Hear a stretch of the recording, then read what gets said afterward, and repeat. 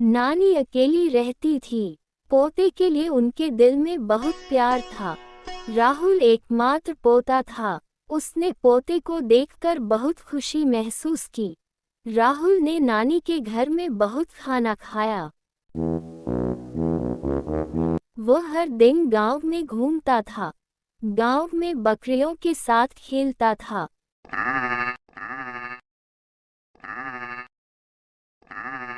एक दिन राहुल खेल खेल में जंगल के पास चला गया।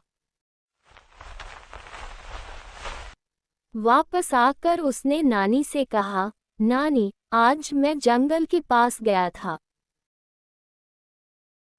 तभी नानी ने उसे डांटा और राहुल से कहा कि कभी भी जंगल की तरफ नहीं जाना।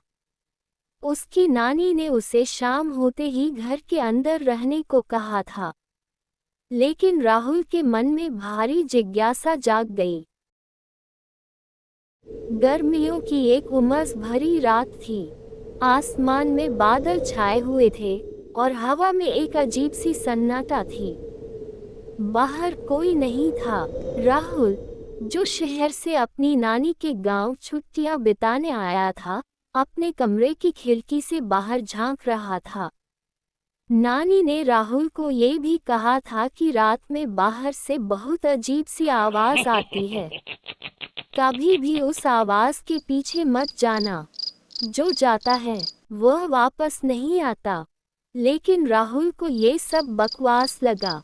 वह आधुनिक सोच का लड़का था, भूत प्रेत की कहानियों पर विश्वास नहीं करता था। उस रात के 12 बजे अचानक उसे दूर से एक कमजोर सी आवाज सुनाई दी।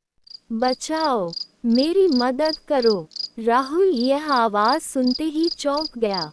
आवाज गांव के जंगल के पास पुराने कुएं की तरफ से आ रही थी, जिसके बारे में कहा जाता था कि वहां कई साल पहले एक युवक की रहस्यमयी मौत हो गई थी। उसके बाद से कोई उधर नहीं जाता था, और जो जाता था वह लौटकर नहीं आता था। राहुल का दिल तेजी से धड़कने लगा, लेकिन उसने हिम्मत जुटाई और अकेला लेकर बाहर निकल गया। आसमान में चांद था।